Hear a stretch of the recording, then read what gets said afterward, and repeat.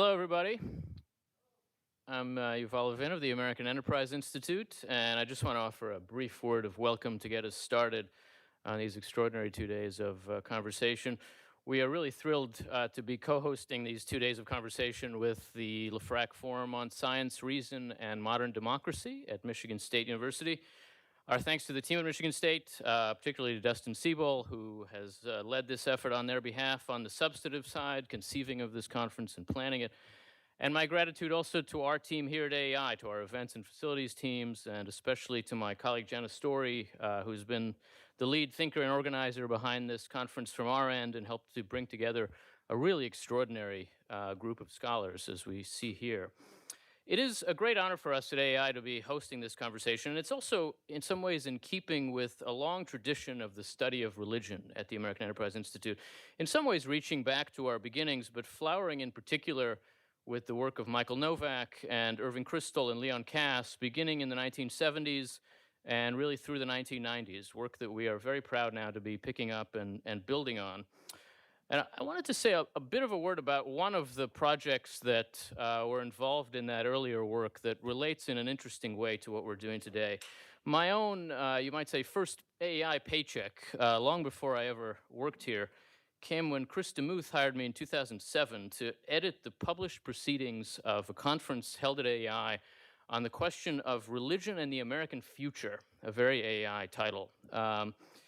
Those papers were published as a book, although I have to say, if you were not literally paid to produce that book, you've probably never seen it. I couldn't find a copy of it here in the building, though it is on Amazon.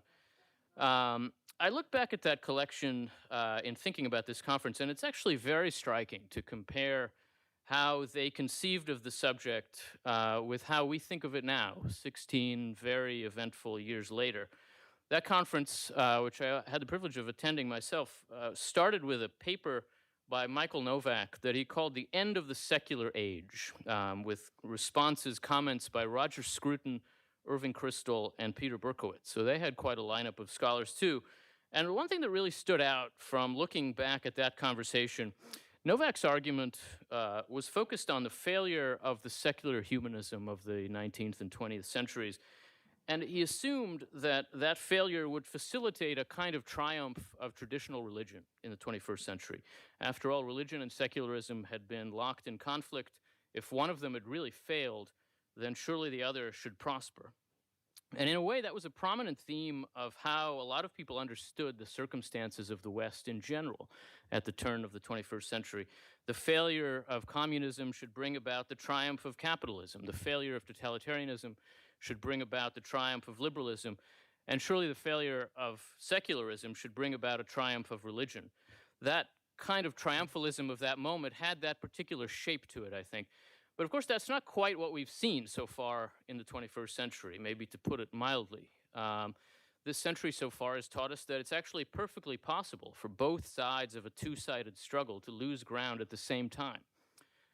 Republicans and Democrats can both lose ground for 20 years. So can capitalism and socialism.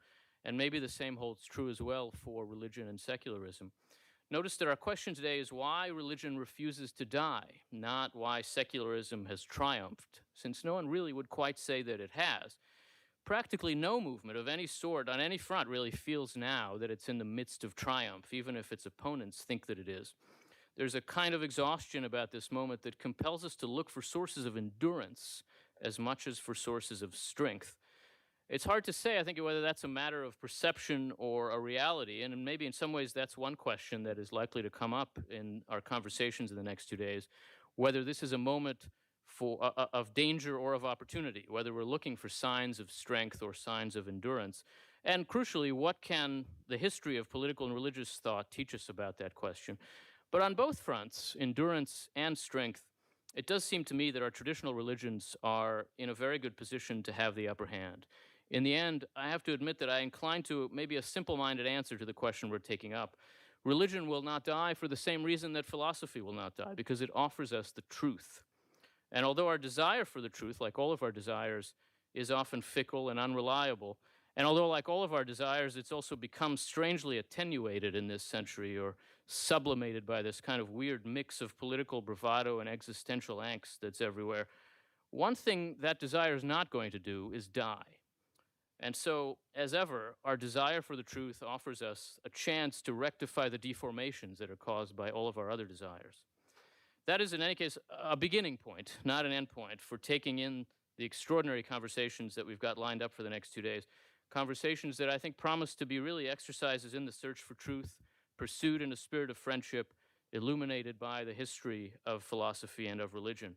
And conversations like that are no small achievement these days. So, really, our deepest gratitude to all of you for making that possible by being here, by taking part. You honor us at AI by gathering here for these conversations. And with that, let me invite Jenna Story, my colleague, political theorist, teacher, author, a senior fellow here at AI, to lead us toward the first session. So, thank you very much.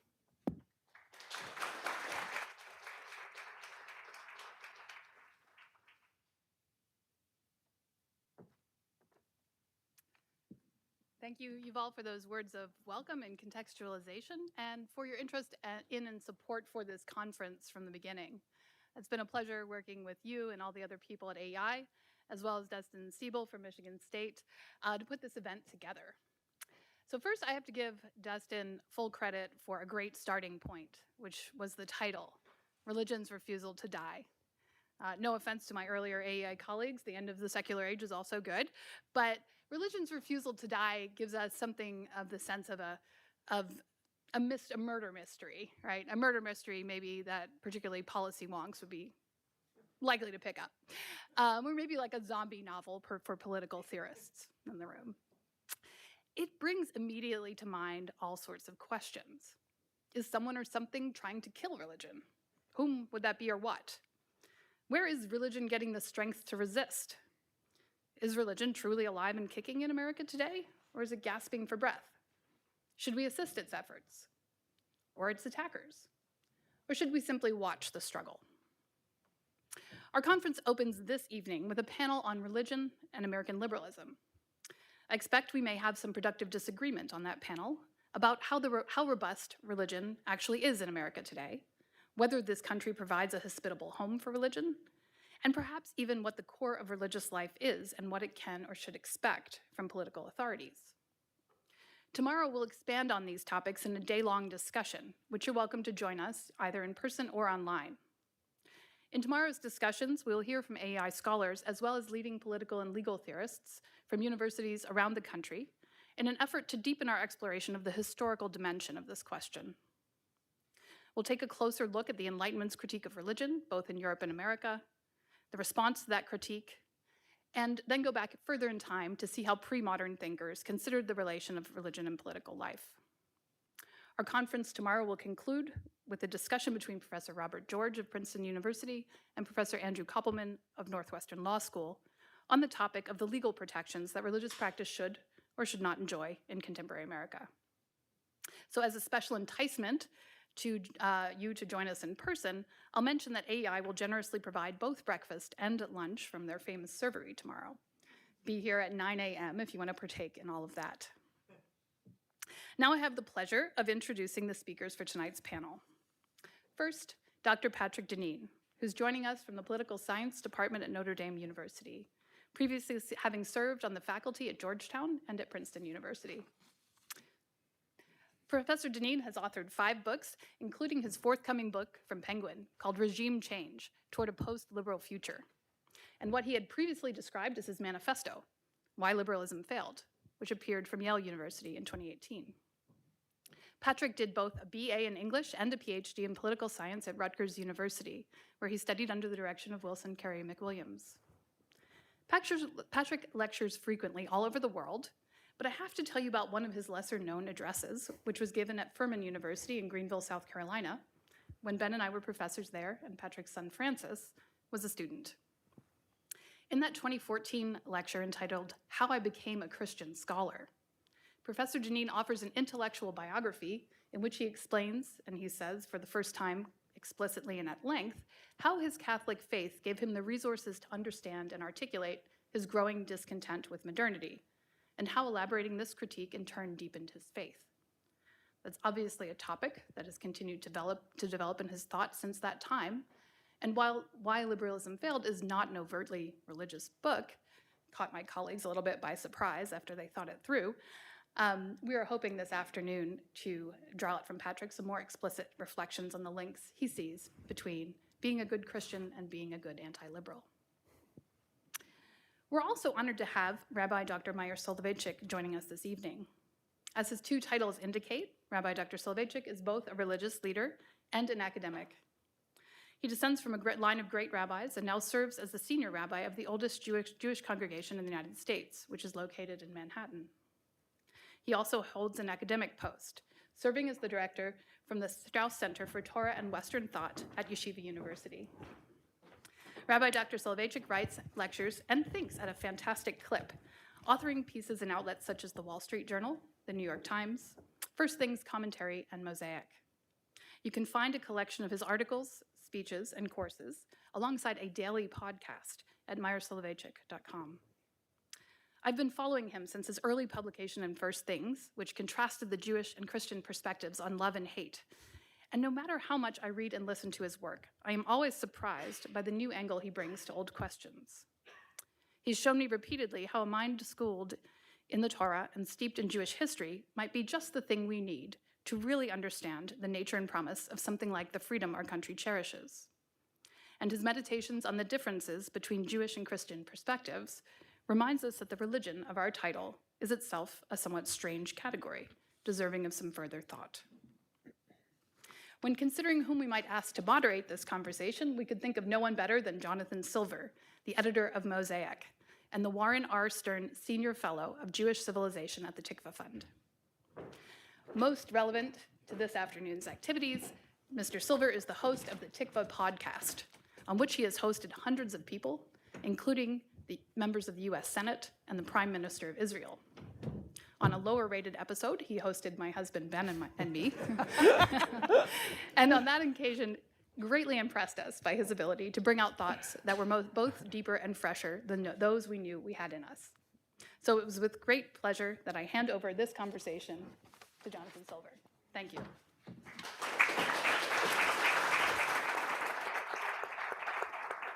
Thank you. There's another thing I'd like to say just as we begin, a note of gratitude, not only to the LeFrak Center and to AEI for bringing us together, but also because, in a deeper sense, my presence on the stage is due very directly to the two men sitting next to me. There are few blessings in life, maybe aside from having great parents, that are more important than having great teachers. And at a very formative stage in my life, Professor Dineen was a very great teacher. I'm very happy to be here with him. Thank you. Rabbi Soloveichik is a friend now for some 10 years, I think. And we've been thinking about these questions, and it's now a pleasure to think about them together with you. I want to begin our conversation, I think, with some reflections on the state of contemporary religion in America as it stands now. In March of 2021, Gallup informed us that their poll respondents had, for the first time since they started asking that question, I think in the 1930s, a minority of Americans belonged to a congregation of religious devotion. A minority of Americans attended house of worship on a weekly basis. And just last month, the Wall Street Journal informed us that its poll respondents now rate religion as very important to their life at a minority of some 39%. And that's atypical of America in some sense. And I want to just begin by asking you, Professor Dineen, if you could begin by telling us what you think the state of religion in America is now.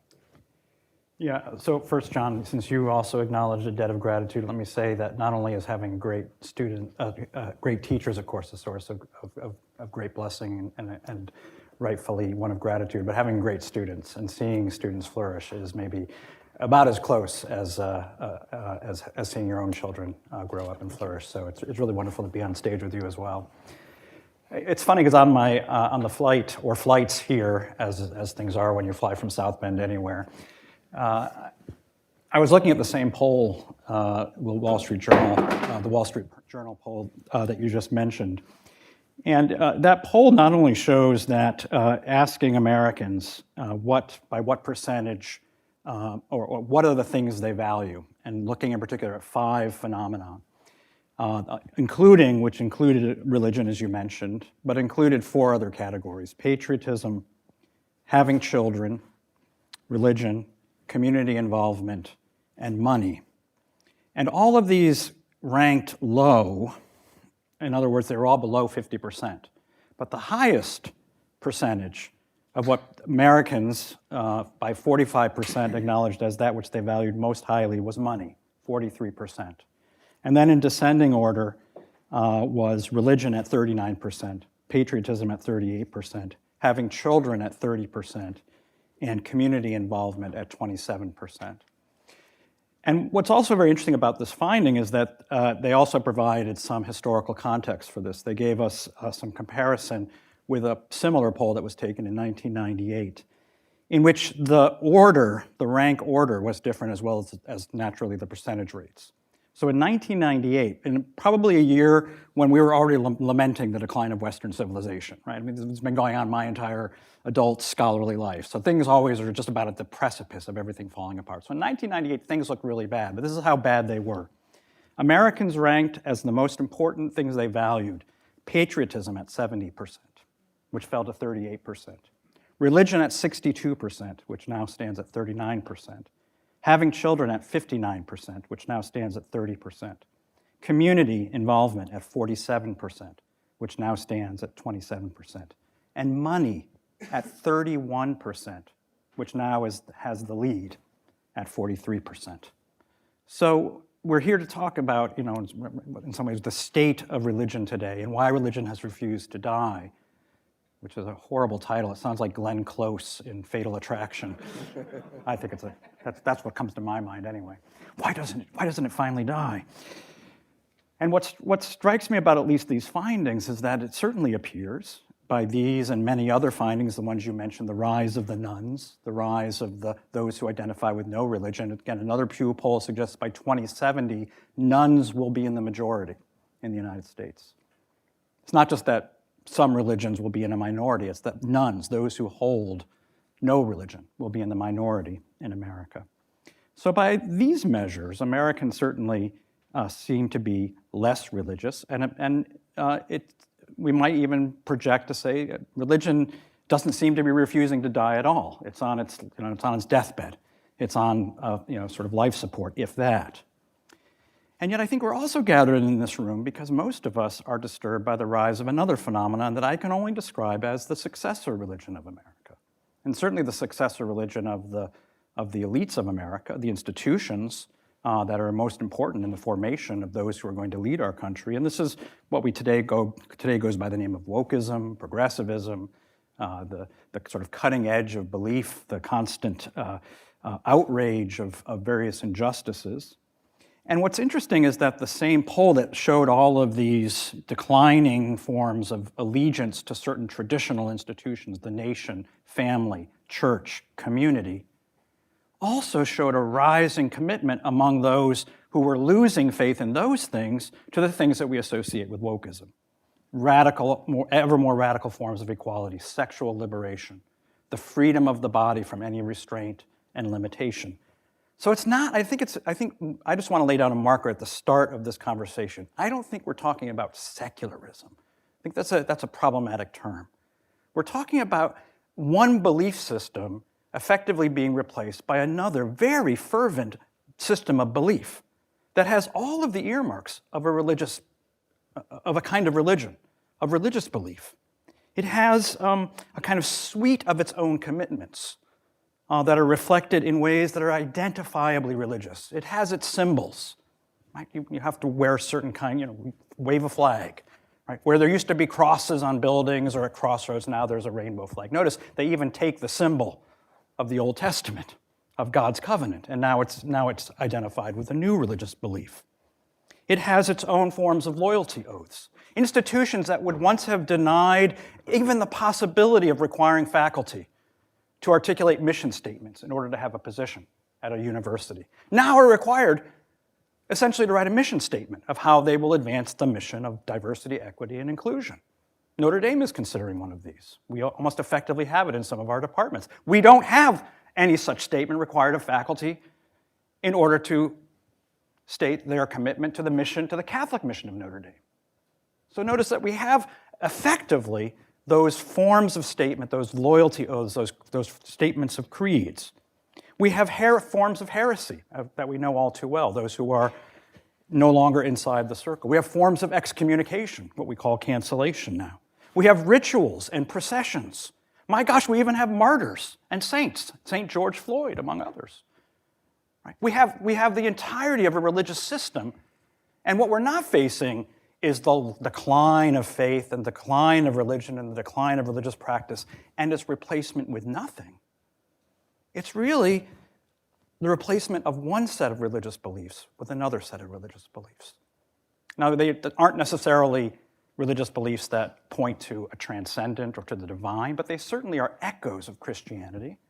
They're echoes of the Christian belief in of essentially a victim, right? That the weak should be given in some way special acknowledgement, elevated to the position of being the victors, in a sense. The fact that there is original sin. There is original sin, though we know those who have committed the original sin in the American story, according to this new religion. Now, there's no forgiveness, as my former colleague and one of your other former teachers, Josh Mitchell, has pointed out. There's no forgiveness, but you certainly have to ask for forgiveness. You won't be given forgiveness. So we have then, it seems to me, not the contestation of irreligion versus religion, but the question of what kind of religion are we going to have? What kind of religion are we going to have? And I guess I just want to set down the proposal that we can't escape this question. That there's no society, I think, that we can look to, that we could point to as being at least a healthy society, that doesn't have some form of religio, something that binds, to use the Latin root of that word, something that binds that society together. And if it's not going to be the traditional form of religion that comes out of the Judeo-Christian tradition, or one of those Christian sects, or Judaism in the case of Israel, it's going to be something else. So I think the question we have in front of us is that if we are in part in this room, not merely to attempt to shore up some vestige of a religious tradition, is it possible to combat this great new threat, this great new worldview, without a far more public enunciation of what it is we believe in, rather than a retreat into a claim, leave us alone, let us be. Don't persecute us.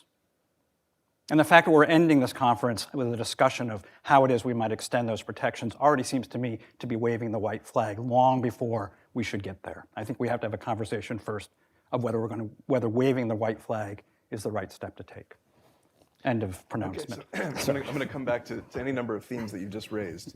Let me just, Rabbi Soloveitchik, before I come to you, just offer that, that those traditional forms of biblical religion are united in the fact that you're speaking in some sense sociologically about the structures of religion and how what we see in progressive activism mimics some of those structures with a set of martyrs and saints and so on. Let me just offer a theological thought also, which is that the traditional forms of biblical religion allow for atonement, which is a supplication before God in the community. And this seems to exercise that same human need for atonement. Because the way that it's structured in the racial politics of America is often, it seems to be exercises that same human need. It also suggests, Professor Deneen, that I suppose a tacit presupposition of your answer is that religion is not something finally which is a choice for mankind or for Americans. That we are going to be religious no matter what, and that religion can take traditional or untraditional forms. Maybe that's a more useful way for us thinking about it. Rabbi Soloveitchik, what do you make of this? So, if I were to attempt to give an evaluation of the state of religion, or following up on Professor Deneen's comments, the state of traditional biblical religion in America, I would cite a story that Rabbi Jonathan Sacks used to tell, in which someone was speaking in the British Parliament, and he said, "Yesterday our country stood on the edge of a great abyss, And today we have taken a great step forward. I think both are true. In other words, that on the one hand, we are in many ways on the edge of an abyss. And in other aspects, I can point to steps forward, to progress. So first, just to speak about the abyss. There's no question that whether or not the numbers in that poll that are cited, and there's a lot of interesting discussion as to how accurate that poll actually is or what it can actually tell us, but there's no question that the rise of the nuns, alas, and N-O-N-E-S, because the rise of the N-U-N-S would be both a great phenomenon and an awesome title for a movie. The rise of the nuns, part 2. This time it's personal. Let me just say, speaking of freedom of religion, as a member of the board of the Becket Fund, which has represented the Little Sisters of the Poor for well now 10 years. That sounds like an amazing movie, actually. This time it's personal. On the one hand, obviously it's clear that in many segments of American society, traditional biblical faith has declined, and there's no question, of course, that it's declined, if not disappeared entirely from our popular culture. There's no question about that. I agree as well with both of my friends here on the stage that what we are talking about as a threat to biblical religion is not Humean Enlightenment secularism, but rather a form of religion of its own. I would only do a slight twist on that, and I don't know that my colleagues here would disagree by saying that what we're saying is not a new religion, but something old. Mm-hmm. I mean, this is essentially a form of neo-paganism, which has its own system of meaning, its own divinization of nature, and the rejection of atonement. It was Judaism that gave atonement, forgiveness and atonement to the world. And in rejecting that, it's returning to a belief system that's not new, but is rather very old. So there's many reasons to be worried. At the same time, on the constitutional level or in the constitutional sphere, what we are seeing is actually a profound reclamation of the relationship between religion and state, religion and law, not only in the protections accorded to faith, but in the possibility of supporting the flourishing of faith within American society. We see that in decisions that the Supreme Court has already given, and we see that in decisions that the Supreme Court will give again in the near future, without question. And we see it as well in legislative achievements that have been attained in various states throughout the country. I say all the time that if you would have told me just a few of the developments in our popular culture, and you told me, here's what's going on in today's society, and that's all you told me, I would have thought, I said, well, that's Western civilization has ended and the American project has ended. That's it, pack up. 1776 through 2022, 2003, we had a good run. It's over. It's okay here to give 1776 instead of 1789 as the beginning of the American Republic. I just want to check. Yuval, it's okay? No, ish, okay. But be that as it may, that's actually relevant to our discussion, but we'll come back to that. What was the beginning of the American Republic? But I would have thought that's the end.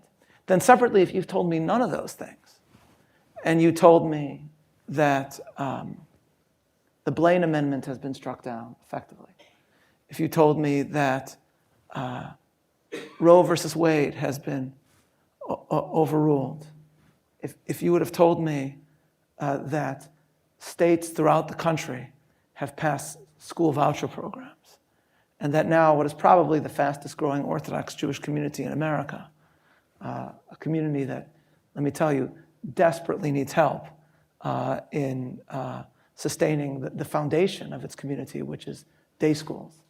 If you told me that they passed a very strong full school voucher program for everyone just now, paralleling other states around the country, which is not just... In Florida. In Florida, yes. Yeah. Oh, sorry. I thought that was obvious. Yes. You think they thought I meant Wyoming, John? So if you had only told me all of those things, I would have said fantastic. The process of reclaiming the founder's vision of the constitutional order has been achieved, and we're good to go, and America is saved. So we are both on the edge of an abyss, a profound abyss. And also in many ways, we've taken a great step forward in reclaiming a better understanding of the American Republic that was lost in the 60s, 70s, and 80s in various ways. And without denying a lot of the incredibly worrying aspects, the abyss aspect of my answer, I guess the reason why the other part of what I've described gives me reason for real hope is because I'm also witness to, within the religious community from which I come, which is Orthodox Judaism, the not only survival but flourishing of a faith in America in the face of the large social belief that we would die. I think it's Rabbi J.J. Shachter always tells that there was a magazine in the 1950s that featured, or the 60s, that featured a cover story that said on it, "The Vanishing Orthodox Jew." And it is Look magazine that no longer exists. And there are incredible growing Orthodox Jewish communities. And that perhaps is related to the fact that in my own experience, one of the interesting aspects of my own interfaith engagements is that what I found among Christian friends who are deeply dismayed at losing the culture, and of course, I believe rightly so, what has gone hand in hand with that is a very deep interest in the story of the resurgence of traditional Jewish observance and how that was done at a time when the culture at large, while certainly not culturally hostile to biblical belief, was still very, very different and was a culture that encouraged assimilation at a time when Orthodox Jews simultaneously resisted assimilation while still remaining very much engaged in American society. And so it's true that leave us alone can't just be a message, because that will never work. But do I see reasons for hope that a better understanding constitutionally, at the federal level, yes, but perhaps more importantly at the state level, of how religious communities can not only be protected, because protection is of course important, but also supported and sustained, which could then lead perhaps to, in many ways, a more prominent role for, beginning on the state level, for a traditional faith to be part of the civic and social fabric. What's happened in other aspects of the American polity give me real reason for hope. Patrick, Sally's view that there's all kinds of things happening in the states, in various state houses, that there's some favorable jurisprudence that emerges out of the Supreme Court, and that these things together suggest that a restoration of the constitutional order as the founders understood it, that were that to happen, America's okay. That's not your view. So what's wrong with that view? I'm not opposed to, I'm certainly enthusiastic about efforts in the states. I think the voucher programs in the state of Indiana actually has a pretty robust program. We're seeing a real flourishing of charter schools, religious schools. We're seeing just a real, I just think, an outburst of interest, especially among, from my neck of the woods, Catholic families who want to pull their kids out of public schools and have alternatives. I'm not opposed to any of that, but in some ways we have to put these stories together. And we have to really raise a question in some ways about, that part of the movement in which this, this organization and many others have been a part of, which it is this sort of this sort of simultaneous winning and losing. And it seems to me that we're in a race now. Can we sort of set up these sort of legal institutional protections and possibilities at a time when nobody may be left in the room to whom it will apply, or very few people.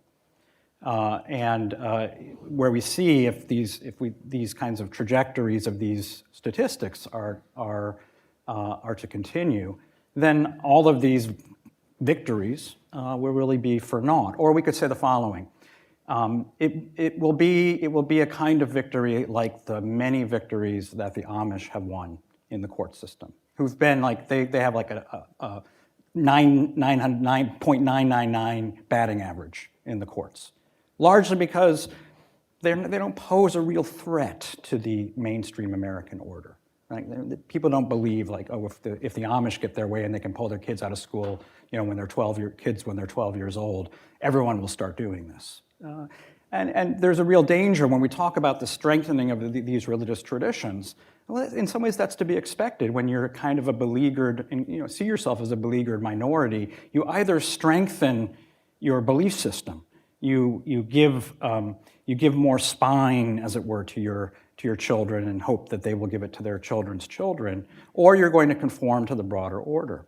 And the trend in the religious traditions as a whole is to conform to the broader order.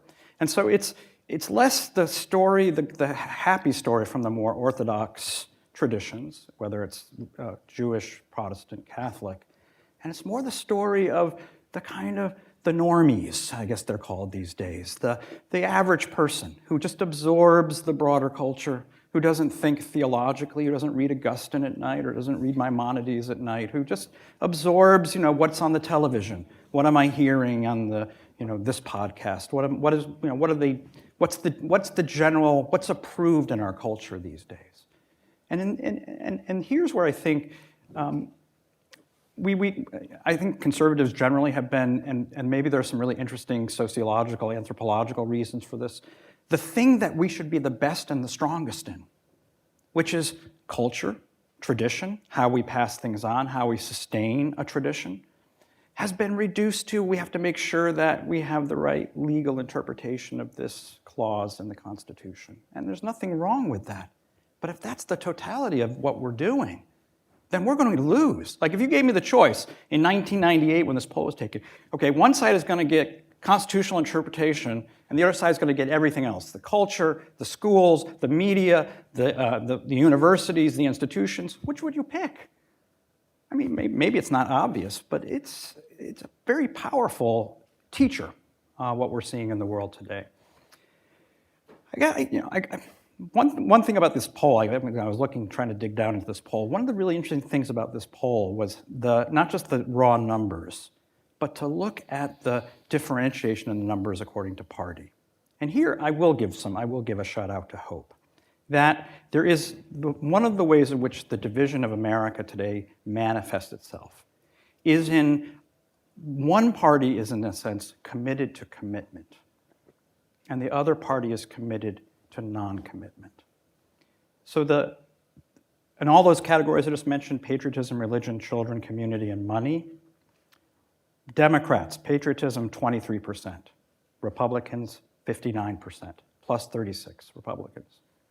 Religion, Democrats 27%, Republicans 53%, Republicans plus 26%. Children, and this is worrying, Democrats 26%, Republicans 38%. So less than half, but still more, plus 12%. Community, interestingly, Democrats more, I think, because they associate it with community organizing, so they're more positive.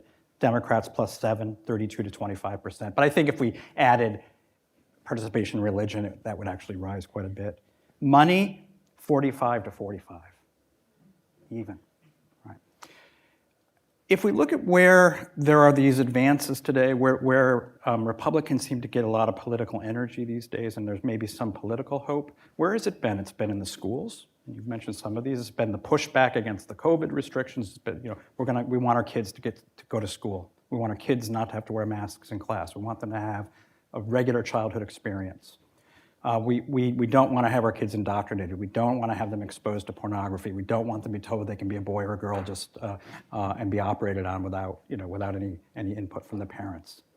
What do all these things have in common when we think about the really vital issues where Like, for example, Glenn Youngkin is able to win improbably the Virginia election. It's because of parents. Parents were activated. Now, if 38% of Republicans think that having children is the most important or one of the most important values, we're in serious trouble. And whatever we say about whatever the next election will look like, if that holds down the line, we're in serious trouble. So I would say one of the things we should do immediately is think hard about what we can do to have people have more kids. Can we develop public policies?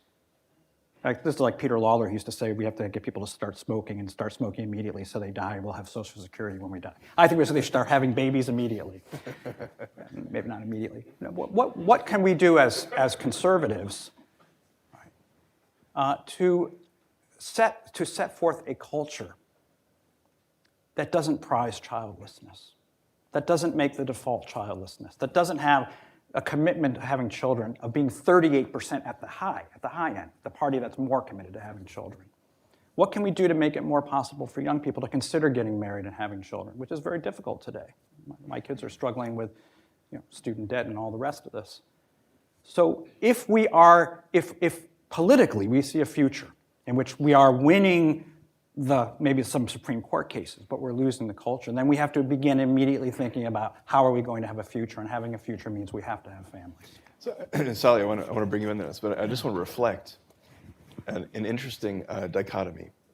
They are compatible, and they relate to one another, but you've identified an ambient culture which is infused by a different kind of, as we were saying earlier, perhaps you could describe it as a different kind of ideology or even faith. The faith of, maybe it has resonances with paganism of antiquity, but a different kind of faith that certainly prizes money more than children, and choice and the lack of commitment and so on. That is a cultural diagnosis to which you've now suggested that there needs to be a political and policy remedy. So I want to also introduce that too, that the terrain of battle for a cultural problem might be policy. Mm-hmm. Sally, what do you make of the problem of childlessness and natality? I agree, and look, I'm the father of 6 children, so, and I'm haven't if slept. only we had better policies, it'd be 8. Yes, I have, exactly. Mea culpa. And I haven't slept. I like what you're saying. I haven't slept in 20 years. And as the comedian Jim Gaffigan said, if you want to know what it's like to have 5 kids, just imagine you're drowning and then someone hands you a baby. So I'm wholeheartedly in favor, and I think, and I am open to discussion 100%. I'm always interested in discussions about how we can celebrate those that help our society by having more children, because I actually think that is one of the greatest boons that one can actually bring to society, and how we create a society that celebrates children and celebrates new life. Let me just, in speaking about this though, and the relationship between policy and culture, let me just go back to something that Professor Deneen mentioned, which is, he mentioned the possibility or the danger that with the right political remedies will still become like the Amish. I agree that in a certain sense there is a race. Every society is always in a race for its own well-being between forces that sustain it and forces that are destructive to it. That said, the faith community from which I come, and I know of other faith communities like that, is not like the Amish. The Amish is, by definition, a community that removes itself from larger society, and I think that's fine and terrific, and that's part of America and America itself. But the university in which I work is right now embroiled in a religious liberty case, which is almost certainly going to the Supreme Court, and may very well be one of the most significant religious liberty cases of our time. And as Bill McGurn noted in the Journal in a wonderful piece, what's at stake, given what our university is about, is not whether religion can live freely in its own private community. I don't think that's in danger right now. But whether, and this was the same issue really from the debates over Obamacare too, in which I was somewhat involved. The question is whether a religious institution can be engaged in society while simultaneously seeing itself as motivated by its religious vision. That's, of course, what was at issue with the Obamacare mandate as well, where the Obama administration effectively announced that if you're a religious university or hospital, the very fact that you're interested in engaging people that are not specifically of your own faith means that you're no longer a religious movement or institution or community. So what ended up happening was not just an assault on religious freedom, but the redefinition of religion itself. That's what's at stake. But in this case, with the proper religious protection, with the right legal victories, what at least institutions such as my own aspire to create are people who, guided by the religious vision, engage society, engage larger society, and bring their vision to that society. And that has to mean, and here we come back to the point you just mentioned, John, that has to mean that what's at stake cannot just be policy, though I love policy and I think our policy should embrace, I agree that our policies should embrace and welcome childbearing and child raising and child nurturing. But we have to think about whether we can create a parallel culture and parallel meaning of popular culture. I think there are people, and people, conservatives, that are beginning to think about that from various religious communities. I'll give one small example, which I grant is not a perfect example. In the New York Times, and I can't believe I'm saying these words, the New York Times had a really wonderful article about Israel on Sunday.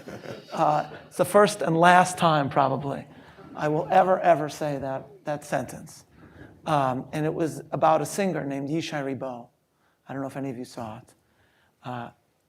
Happens to be read the New York Times in years. Yeah, it's worth. I know, and it's worth going online. I'm sure somebody in this room has a password. If you get, who can give Professor Deneen, so that he can get through the paywall just to read this article.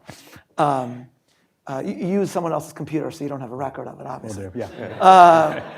I could get a raise if I'm seeing the New York Times. Totally.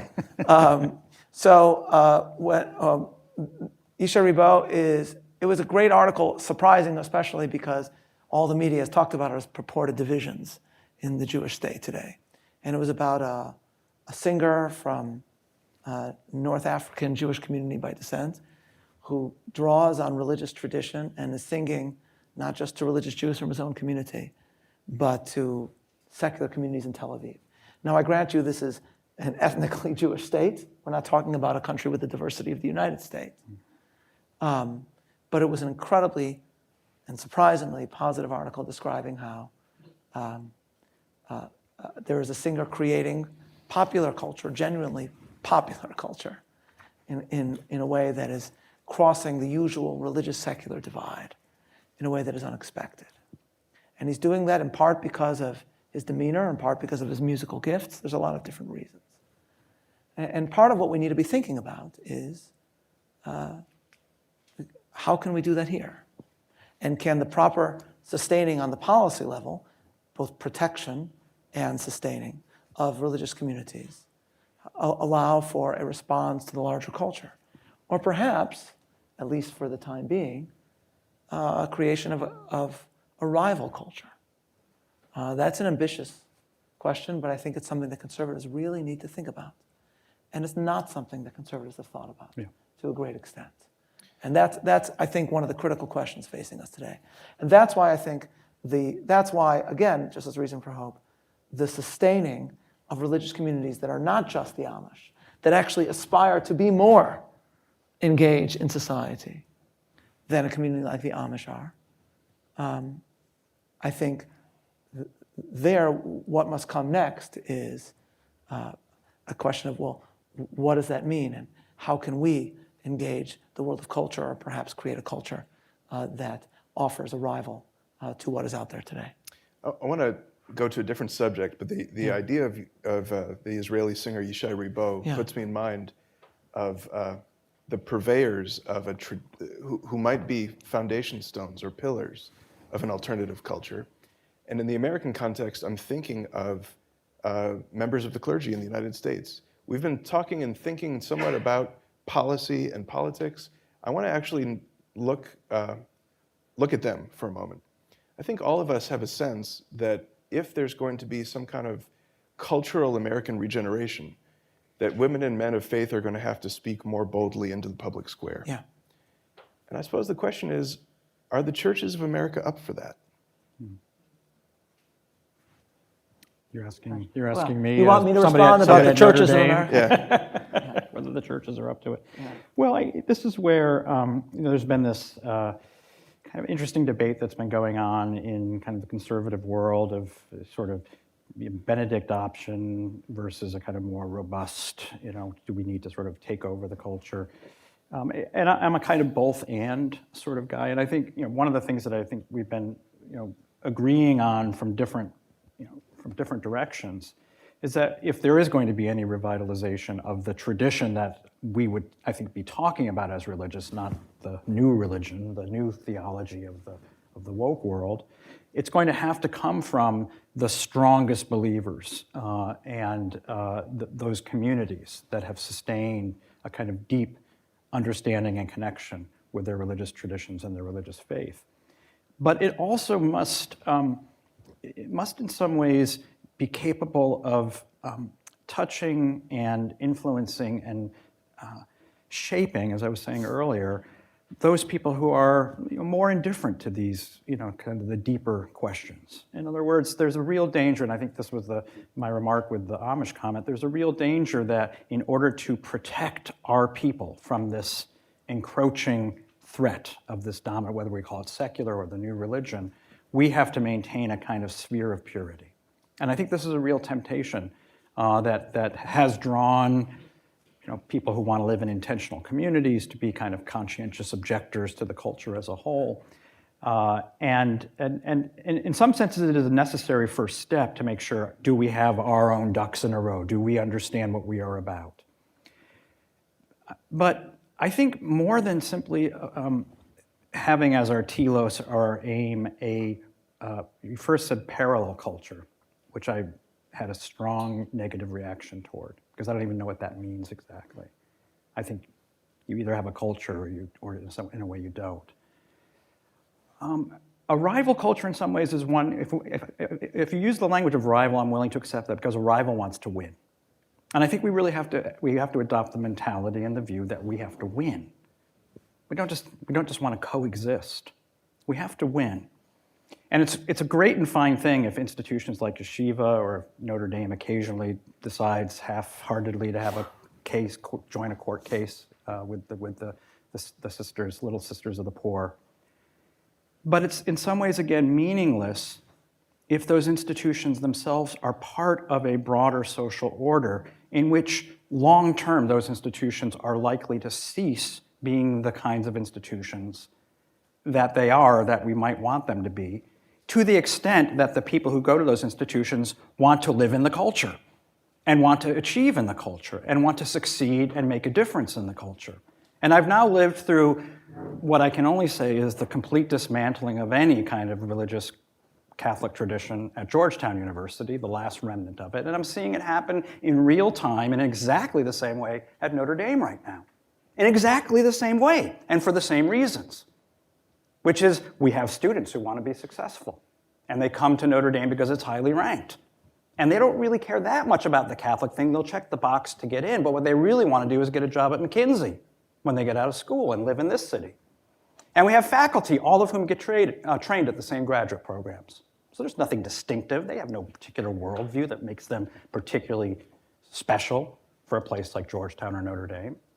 And we have administrators who are basically free agents. They go everywhere, and they all have the same worldview. We have donors who just care about the rankings largely. Some of them might care about other things.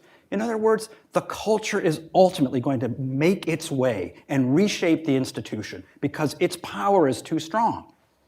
And everyone in that institution wants ultimately to conform to that broader culture. So a parallel culture is not enough. A rival culture, yeah, because then you want to win. So you need power. You're going to need policy, you're going to need law, you're going to need the courts, you're going to need you're going to need to begin to shape the culture, you're going to need to have cultural forms, train people right? Bring up people to be able to tell stories, compelling stories, right? It's not enough just to win the legal cases if we don't have the stories that inspire people. So when I say rival culture, I mean, the question is, what do you mean by winning? Of course, by rival culture, I mean presenting a vision that you believe is better and true. Obviously, I mean, what does winning mean?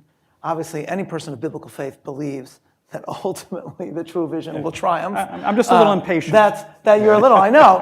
And obviously, everything has to be done with prudence and in a way that makes sense. Otherwise, we'll be like the joke where the guy who visits a zoo and he sees a wolf lying with a lamb, and he says to the zookeeper, "This is incredible. The eschatological era is here. The vision of Isaiah has arrived. How have we achieved this redemptive situation?" And the zookeeper says, "Very easy. Every day I put in another lamb." Okay, so of course we believe ultimately, that in the triumph of faith, that's baked in the cake. But by rival, I mean, without engaging in a discussion of what does winning mean. I mean, that's a separate question, and I'm not sure. And I'm interested in talking about what that means. I think we need a definition of what it means. But rival, of course, means not just parallel, but rival in the belief that it is better and more true. Mm-hmm. And it is exactly as you said. It is telling stories. It is creating stories. It is film. It is books. It is it is music. And the fact is that it is true that the institutions of all sorts of institutions have been captured, but the interesting fact is that we now live in a time where you can produce all these things without resorting to these institutions. Mm-hmm. You do not need Hollywood to tell stories. Mm-hmm. You do not need record labels to create music. You don't need to do any of those things. The Israeli example is interesting again because you have John and I participated in a discussion about my favorite Israeli film with Rama Bernstein, right? Who was a secular Israeli, who became a Hasidic woman and lived in a pretty enclosed Hasidic community in Israel. And then decided she had been studying film when she was secular.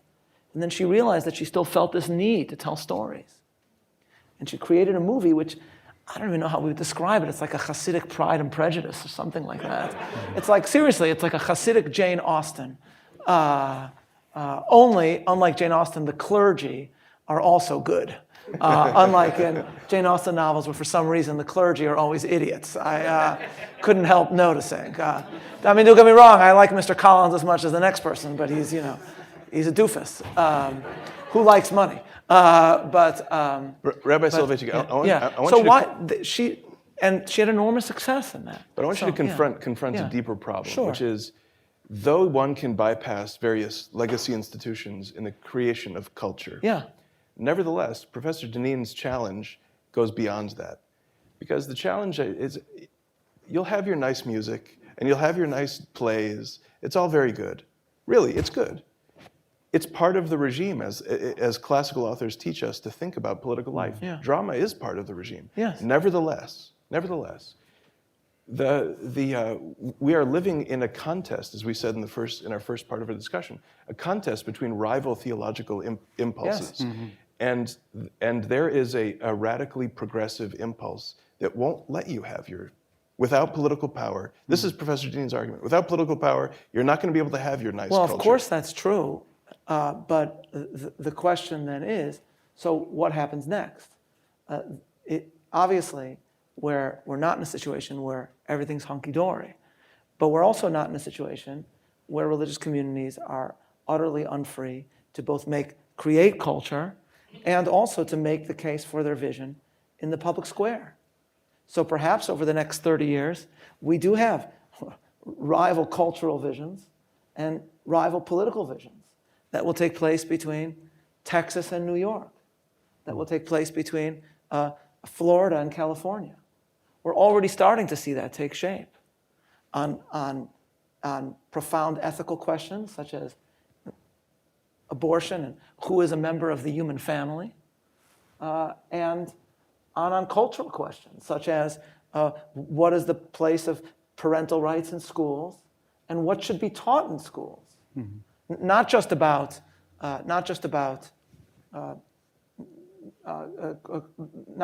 both about religion and about the story of the American Republic. And so that's where this will unfold, these rival visions, with the proper political protections, which I think, and I'm pretty confident we will have. These can unfold. Whether that means Orthodox Jews should be staying in New York State is a separate question and an interesting one, but not, I think, the subject of this conference. But I think that with the proper political protections, which are not nothing, the initiative has to be seized. But we can find states today where there is fertile ground for the unfurling of a rival vision that can be unfurled at the cultural level as well as the political level. And of course, the two will impact each other. And they'll impact the state universities. That's already happening. We see that in these debates. And there are victories. Florida does offer examples of victories. They're small for now in the larger scale of things, but they are a sign of what can actually be achieved. And so none of this is to deny the problems that we're facing, but where there are problems, there is also opportunities. We need to conclude this part of our discussion, and I'm going to invite you, ladies and gentlemen, to ask your questions in just a moment. But let me ask one final one. Yeah. The descriptive material for this session and this conference evoked the name of Nietzsche, and so I want to ask one sort of big philosophical question, but it has very concrete educational ramifications. You see, from the perspective of traditional biblical religion, it seems an awful lot like progressive activism is another form of religion. But when you abstract from that, you notice that both the biblical religions and this other, what seems like an alternative form, both speak in the name of justice. They speak in the name of good and evil, and in an attempt to purge a sort of guilt. In other words, they are still living in a moral universe which is articulated by the biblical religions, by the biblical horizon. And what we see, we've been speaking about policy and politics. I want to just talk about the intellectual ferment on the right in America right now. Yeah. The intellectual ferment on the right is offering something which is altogether different. And here we're sitting at AEI. I want to ask each of you, both of you educators, both of you work with young people. If you're 17 years old or you're 20 years old and you're watching this on YouTube, do you have something to say on behalf of the biblical visions that animate your work that would prevent somebody from running headlong into these other authors, other very online authors, that are proposing to think about the public arena in terms that move beyond good and evil, in terms that are something that are truly unlike what we've been seeing? And I'm thinking about authors like Bronze Age Pervert and people like that. This has a lot of currency among the young. So speak to a 17-year-old conservative boy who's wrestling with this, and does the biblical religion offer that person something? So when Rabbi said that modern wokeism is a form of neo-paganism, I would disagree respectfully. I actually think it's actually a form of Christian heresy. It's old, but it's more of a Christian heresy. It takes definite elements of Gnosticism, a hatred of the body, right? The desire to transcend the mere corporeal nature of human beings. It takes a Manichaeanism. It's got elements of a lot of different early Christian era heresies, and it's just the reappearance of those. And posed against this, let's just say this hatred of the body, this the desire to a kind of pantheism, sort of worship of that. That is more pagan, but it's also had its Christian formulation as well. Posed against this is the neo-paganism, which is the neo-Nietzschean manifestation through such authors. I don't want to mention them. I mentioned it in class the other day. My students were shocked that I knew who Bronze Age pervert was, who was a political theorist at Yale. So there you go. Watch out for those Yale students. It's to be in some ways expected that against a kind of heresy that denies the centrality of the human body and denies the possibility of a kind of human greatness that is, that has never been denied by the biblical tradition, but places that within the ideals of a community. That you can see how the one is giving birth to the other, that the kind of woke progressivism is in particular, and when I visit college campuses, I really see it among the young male students now. They are so deeply frustrated and angered and bittered and hemmed in by this oppressive, censorious, school-marmish environment in which they exist, that the appeal of the arguments of this kind of neo-Nietzschean, very adolescent, but neo-Nietzschean, be a man, lift weights, drink raw eggs, I mean, all those great Nietzschean aspirations, how this has appeal. And what we're seeing happening in real time is how a kind of ever more radical form of leftism is giving birth to an ever more radical form of rightism. And so, in some ways, unless we have our own rival, and not just we're seeking protections from the courts, but we are going to present a rival vision born out of the biblical tradition that both is able to exemplify possibilities of human greatness and human humility. That humility is a form of greatness, that is able to offer a vision of human equality that doesn't obfuscate or erase differences, that's able to offer a vision of human community that also has a place for the individual, that all of the beautiful, kind of wonderful paradoxical contradictions that nevertheless present us with the unity of the biblical tradition is the antidote to both of these forms, of these extremes.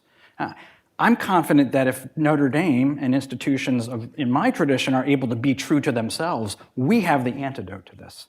The problem right now are these institutions, you were asking me about the churches earlier, they are rushing very quickly to attempt to conform to where they think they can gain the most sort of respect, credence, acknowledgement, reputation, and so forth. And what these institutions don't seem to realize is that they are creating the thing that they actually fear. They're actually creating the fascists that they think, are here at AEI.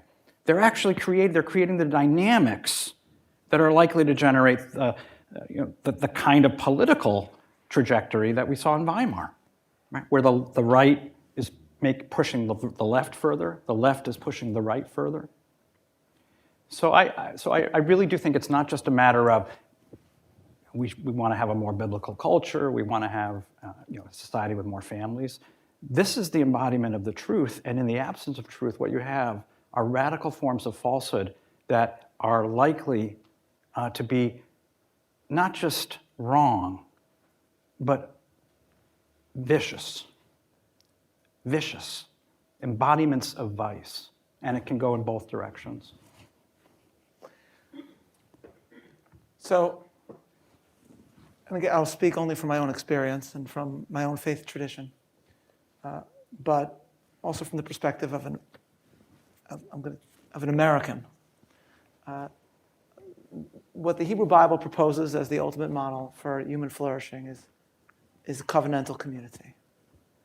Covenantal community means that we see ourselves both as individuals and as part of something larger, with a responsibility to perpetuate the past to the future. It's my belief that America, in its founding and in its greatest moments, saw itself in this way. That's what set it apart from, say, some of the other societies of the West. It spoke of itself saw itself as a covenantal society. That from the moment that the Declaration was written, it took certain classically liberal ideas and fused it with language of the covenant. We mutually, with a firm reliance on divine providence, we pledge to each other our lives, our fortunes, and our sacred honor. That's a covenantal way of thinking about it. And the way covenantal communities grow is by being covenantal communities. That's it. That's it. By creating communities that others see and find within it a form of flourishing that they are missing from their lives. That's how traditional Judaism has grown in America. That's what it's offered. And that's what covenantal societies need to do within the United States. And at the same time, perhaps work together to begin to reclaim and to teach each other about how America can see itself as a covenantal civic culture. But to sustain oneself, the triumph lies in doing. And it's very hard to speak to a 17-year-old like you're describing, or as you put it very charmingly, the 20-year-olds watching us on YouTube for AEI, because there's a 20-year-old out there saying, there's a conference at AEI? Hot dog. That's what we're all about here. But that's what happens. What happens is, again, I'm only speaking at the Jewish level.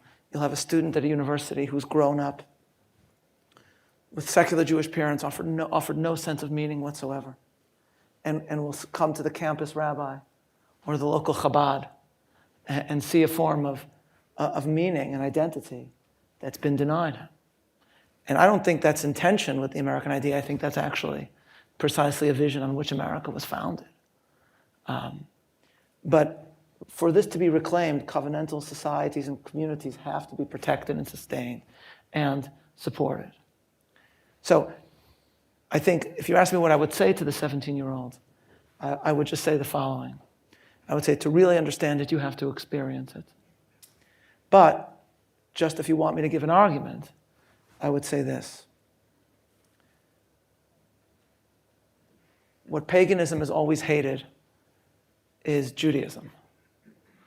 Because, as Milton Himmelfarb, the great Jewish essayist, said, if you seek to define Judaism, it's fundamentally that Judaism is against paganism.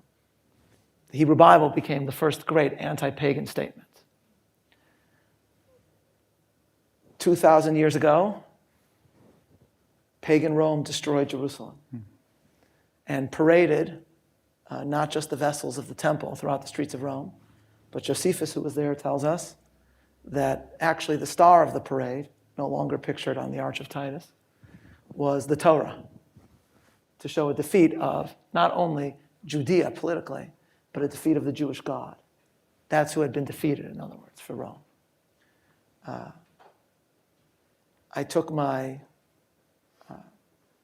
We took our son for his bar mitzvah to the old city of Jerusalem, where he read from the Torah, overlooking the Temple Mount. And then, on the way back, we went with grandparents, parents, and children to Rome, not the usual site for bar mitzvahs, Rome. And we crossed the Tiber, but in another way. That's when we take down the bridges. Exactly. We got them now, crossed down the bridges. And we went to the Arch of Titus. We're standing at this symbol, if you've seen the Arch of Titus, which depicts Titus's parade of the vessels of the Temple of Jerusalem into Rome. My son marked his bar mitzvah there as well, celebrating what we call in Hebrew a siyum, the completion of an order of the Mishnah. And what he completed was the order of the Mishnah that was about the laws of the temple in Jerusalem. So that we did this, and we brought my parents, for whom the trip was not easy, and my wife's parents, because we wanted to emphasize to our son that if you would have told Vespasian 2,000 years ago, if you would have wanted to ask him which society would exist, a flourishing Jewish society, both in Israel, Judea and around the world, in Israel and around the world, or in Rome, or pagan Rome, which language would be flourishing as a spoken language, Hebrew or Latin? Which would you pick? And we brought our parents because we wanted them to understand that we endured not only because we are chosen, though we are, FYI, but also, and first and foremost indeed, because at the heart of the Jewish vision is perpetuation and covenantal transmission. So if you asked me what I would tell the 17-year-old, I would take him to every one of these historical sites and show him that every single pagan culture has proclaimed the death of Judaism and therefore of the biblical vision. And every one of them is on the ash heap of history.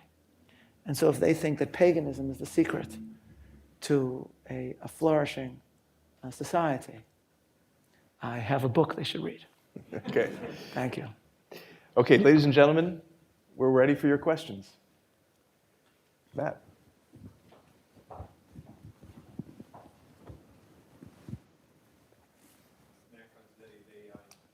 I'm a little bit curious about the change in assessments of religion. The conference that you've always describing 16 years ago, there was a sense that religion was on the march, that the religious shall inherit the earth. The religious were producing more children than the irreligious. People were worrying about the theocons in the George W. Bush administration. Now we're having this conference in 2023. Well, the religious are still having children. I mean, we see that on stage, right? Those kids are still there. The Amish. They sure are. I'll rise in defense of the Amish. There are some projections of the Amish population. The Eastern Seaboard could be filled with Amish 100 years from now. It could also be filled with Hasidic Jews, right? Or Mormons in the West. So those religious communities are still having children, and yet the members of those religious communities have a very pessimistic view of the future. And I'm just curious what both of you would say explains that change in attitude. Is there an event? Is there a technological development that can get us to understand how we went from the first conference and the sense of the future is ours to this conference where we have to settle for why is religion refusing to die?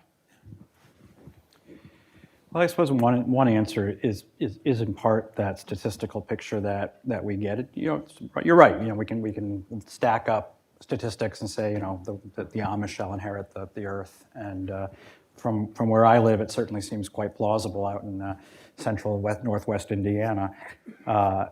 But I think the statistical story in part is a story of the kind of historic, or we could say the mainstream or the biblical traditions as a whole losing their children.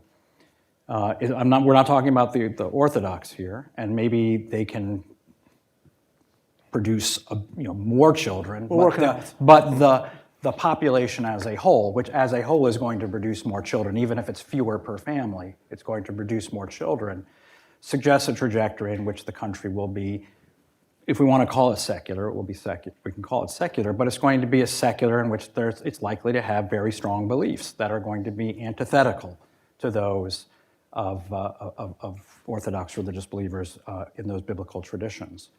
And I think here, your invitation is to think about the technological aspect. Here, one big reason that I think we'd have to consider in this is that the greatest educator now of those young people, and we also have to include those kids who grow up in very religious families and who have a falling out with their parents, in part because they have other resources. They aren't like the Amish, who really do literally keep their children closed in. You're not only going to use a cell phone, you're not going to get in an automobile and go far away from home.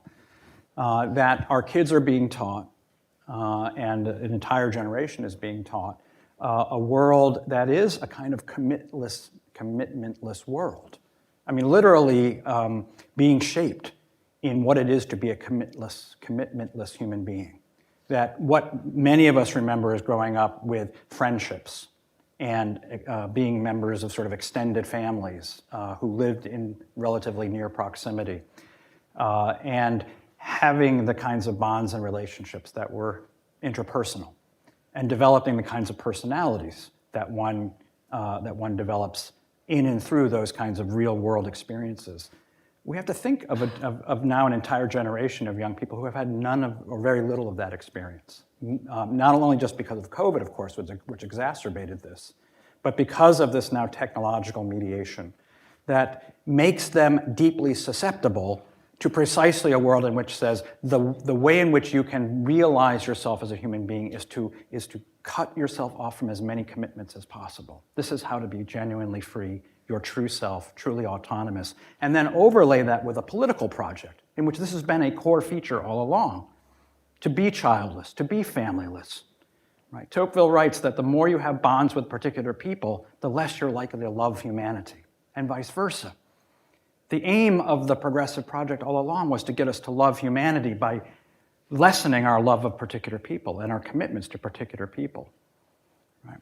So I think that the reason for some of this, maybe a little bit more of a pessimistic assessment, is a combination of these developments that are both political, social, as well as technological, economic, among other things. But, I mean, these are questions we continue to wrestle with, but I think the mood has changed, you could say.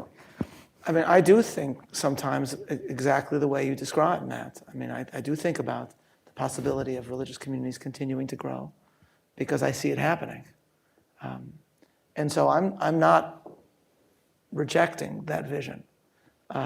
What I'm articulating, as I said, is not despair in any way. And there are real reasons for hope. Speaking as a parent of many children that raise their children in a somewhat insular community with the children then going to the outer world as they get older, what we feel that has changed is not the numbers, but that now the other side is coming for us. That they are, and so what we feel is not despair, but fear.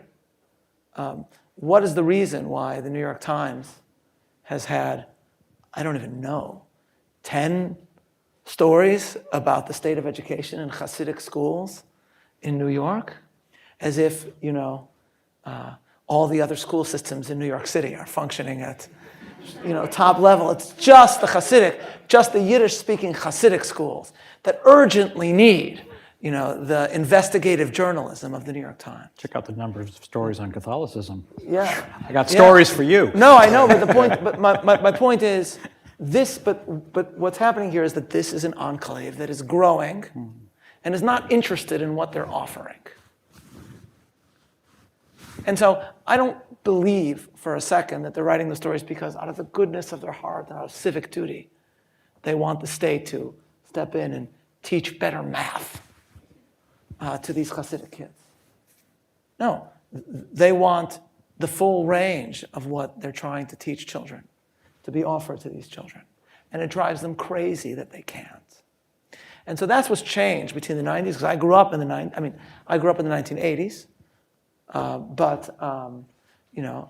which we can all agree was culturally, the high point of American history. That's what my daughter thinks. We can all agree on that,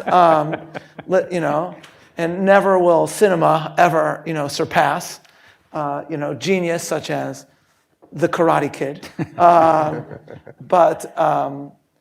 But what has changed, even from the 90s, is that the sense of now they're coming for us. That's what's changed. It's not despair about the future of our community. We don't have that despair. But we do have a deep sense, whether you're a modern Orthodox university in Washington Heights, or whether you're a Hasidic school in Borough Park, that now the state is not interested in living anyway, and they're coming for your kids. That's what's changed. Sir. J.P. Hogan, I've written on some of this independently for 30 years. You're reminding me of a lot of stuff. But just looking towards tomorrow, he was talking about the new religion. There's the constitutional issue that would be a state religion, basically, and that would be unconstitutional. But looking forward to 2024, there's a lot of religious issues that have to be talked about, whether it's who's the real Catholic, the Kennedy or Biden, with Z having replaced the Ten Commandments with Z quotes, what is one China versus one humanity? So there's just a lot of issues going forward where our policies should go to discussing the religious side of things. and I'm going to try to save a lot of that for tomorrow. There's one thing to draw another dimension of that question. The suggestion that a rival form of religious faith or ideology, that kind of progressive mindset, is a kind of state religion, does trouble some of the ways we've traditionally thought about jurisprudence, some of the ways that the right has traditionally thought about jurisprudence. I mean, I don't know. I mean, I think it all depends on what we're talking about. I mean, if we're interested in I don't know, I sometimes hear and people say, on the right, we need to get rid of originalism so that we can restore a better understanding of a better place for religion in state society. And then if you listen to what they're describing, Sabbath laws, a Bible in schools, I think so. They, as in me, you mean? No, Well, no, actually. you are describing me. Do you? Are you? I Oh, didn't even yeah. know. Yeah. But I think this okay, fine. conforms with originalism. But what I don't understand is because that's really, I mean, if you ask Clarence Thomas, I think Clarence Thomas would say that is originalism. Yeah. So why is originalism the villain? I think you can embrace a fully originalist understanding of the Constitution and be in favor of blue laws and teaching Bible in schools and even having various forms of prayer and having forms of prayer in the public square, which we do have to some extent, but being more open to that. One of the greatest Scalia dissents is Lee versus Weissman, which is all about prayer at graduation. That is the original understanding of the Constitution. I don't know anyone who's arguing that we should go back to having, maybe you could tell me maybe there is, but whatever is being described is not talking about having a state church, because I don't know of a particular state that's seeking to have a state church that will make Anglicanism the official state church of Virginia.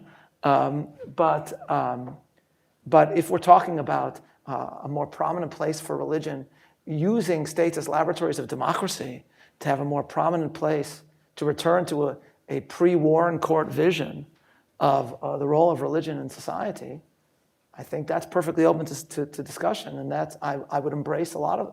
I would have to know what we're talking about, but I'd be enormously enthusiastic about that discussion, and I think that is an originalist. Well, maybe one area where originalism falls short in the way in which it's proposed today, and the way we think about the Constitution falls short is you've been presenting us often with the threats in particular that are coming from the state.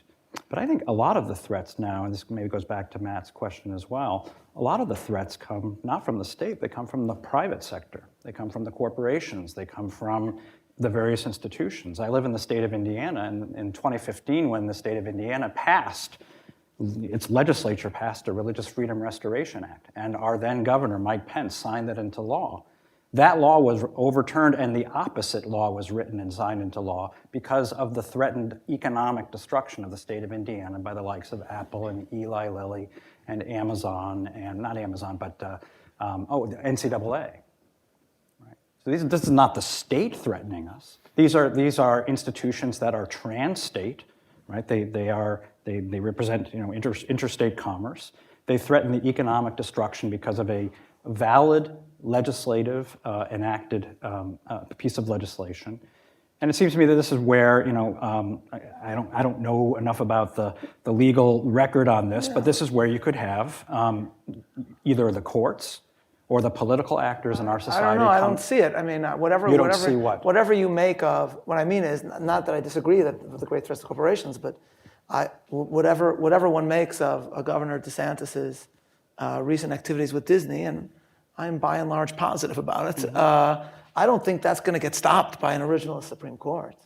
I don't think originalism is a threat to. Oh, I'm talking about actively restraining large private actors from interfering in democratic policymaking. Because what you're talking about, the experiments of the states, and various states could be, you could have New York and you could have Florida.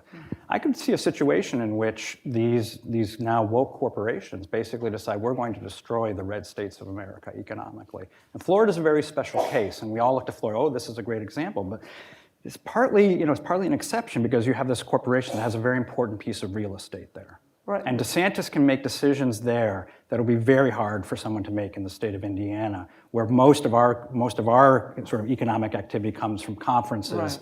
Right. So what are you advocating? You're advocating.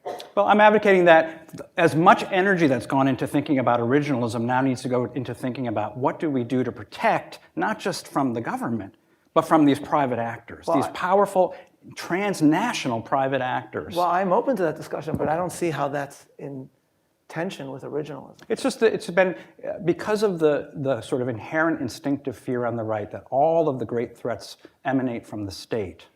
No, but there's been this kind of, let's say, maybe benign, maybe malign neglect of the threats from the private sector. So what you're discussing is different rival versions of conservatism. Well, but not different rival versions of resources, but not rival versions and of the constitutional resources interpretation. and the That's effort different. and the development from institutions like this one to focus all of their energies on how do we restrict the state and not see that what we have otherwise cheerled, which is the rise of the commercial order and a free market, entirely there's free been a lot of market, focus. the American Enterprise Institute, that's been an area where the greatest threat, one of the greatest threats, to what you and I both value, has been underexplored and, frankly, I think neglected much to our peril. But there's been a lot of effort from institutions such as this one in putting, in strengthening an originalist vision of the Constitution.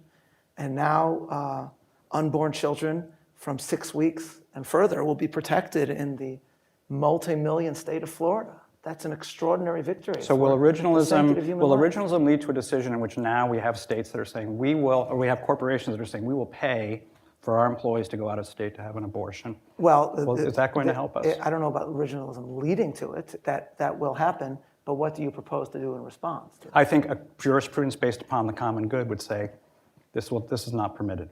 It is not part of the common good. That a judge should just say you can't do that? Yeah. Based on what? Based on the common good. And the common good tradition that underlies our Constitution, a tradition that is in our Constitution, but that has been underexplored because we've been focused on how did they interpret this word at this time, without understanding that many of those words were appealing to concepts that were far older than the dictionary definition of those words at that time. And this is the more expansive understanding of the Constitution that the left has embraced, and through which it has been able to enact a lot of its programs. Well, of course you're right. And the right should have a program in which we attempt to enact. Well, of course you're right in that respect, but that's because to embrace that is to give up on democracy itself. And that's really the issue. Giving up on democracy itself. In the same way that protecting unborn children is giving up on democracy? No, of course not. I think that's 100%. Okay. I'm fully in favor of protecting unborn children. I've made that case, but and I believe that absolutely. But I don't really understand how originalism is at fault for everything you've outlined about the threat that corporations are facing, that are posed, and a discussion among the conservative movement of how to address that, I think is a perfectly important thing, important discussion to have. And I don't see how that has anything to do with originalism. I think if you had a discussion, we can have a very interesting discussion about whether conservatives are worried too much about protection from state power and not enough about proactive activity by the government, and what would be involved in politically penalizing corporations. That's an interesting discussion to have. And you could be against it and you could be for it. And that's something that I confess to you I haven't thought through enough. But I don't see how either side you take on that would be stopped by an originalist Supreme Court. If you're arguing that the Supreme Court on the specific issue of abortion should just protect all human life because of a specific interpretation of the 14th Amendment, well, so that's a discussion you can have. And you should say that, but to blame all of the threats of that corporations are bringing to religious communities. I Threats think that I believe in wanna on an originalist worldview I want just to be seems clear. difficult I'm for me to not discussing understand. the specific Yeah. content of originalism. What I'm actually pointing to is that the way in which conservatism was developed in such a way that originalism became a main avenue by which the conservative agenda was advanced, going back to the idyllic 1980s that you pointed out to us, which was on the one hand giving a lot of support for what was then called traditional values, and seeking to restrain the expanding power of the state. And originalism fit that agenda very well. It was an approach to the Constitution that allowed, on the one hand, to say that we can have a society that has a kind of conservative civil society while leaving largely untouched and largely undisturbed the kind of the market forces and individual choices. And I think what we have abandoned is a view that and this goes back to, I think, something we were agreeing on earlier, that you need a positive vision of the good. You need a positive vision of the good. Of course you need a positive vision of the good, but I don't really, I mean, admittedly, I was 8 in the 1980s, and I was focused more on watching The Karate Kid than on studying jurisprudence. I'm not talking about you. But what I mean is, if you look at the 1980s, I think from reading history, there was all sorts of emphasis in the conservative movement on bringing back prayer to schools and on all sorts of government activity that would restore the place of faith in our culture. It wasn't just about. It was not just about free market libertarianism for all. That wasn't the conservative movement of the 1980s. That's just not what it was. I wish we had more of that now. I would love more of that now, of a 1980s conservatism. There were mistakes, as we say, mistakes were made. Yeah. I guess that's where I think we need a strong reassessment of the 1980s is historically accurate. What were those mistakes, and how do we begin to reassess those? There were a bunch of mistakes. Yeah. I'm not asking you, I think that's Anthony Kennedy was a mistake. Yeah. Sure. That's part of what we are doing here. Yeah. But I think we agree. What's interesting is I think we profoundly agree on some of the larger threats to religious communities in America today, and we agree entirely about the threat that certain corporations pose to religious communities. What the solution to that is, I admit I haven't thought about enough, and I'd be very interested in discussing further with you. Yes. I think where we disagree is why historically accurate understanding of the constitutional vision is at fault for those threats. I think that's where I think I just don't understand how you cross that gap. Professor Dineen, give us the last word. Well, I think the last word is, in some ways, it goes back to where we began this conversation. How is it that from that conference that you all described to this one, we find ourselves in a place where the conference is called "Why Religion Refuses to Die," but it's also how do we prevent the patient from dying, and that is in part, I think, a call to reassess what all of us in this room, some of us older, some of us younger, have devoted our lives to attempting to do, which is to not just keep it from dying, but to allow it to flourish. And I think we are having some serious differences over the vision of what it would take to have a society in which our religion, a religious society, a vision of the divine and a vision of the transcendent, a society committed to commitment of nation, family, church, community, and all of those related commitments that seem to be bound together, in which that's the default and not the exception to the rule. And I think these are genuinely good faith disagreements, and I hope they will remain good faith disagreements, that we desire and we crave the same end. And we disagree perhaps somewhat on how we achieve that end, or at least the things we need to bring into the circle of conversation that, in my view, have been left out of this conversation in the last 20, 30 years. And if we're going to reassess what has been lost or the ground that has been lost, we're going to have to reassess not just what the other side has been doing, but what we haven't been doing. And I think that's what we're doing here this weekend or this week, and I'm happy to be part of that conversation, so thank you. My friends, we're going to continue the conversation just across the way over dinner. With that, we adjourn. Thank you.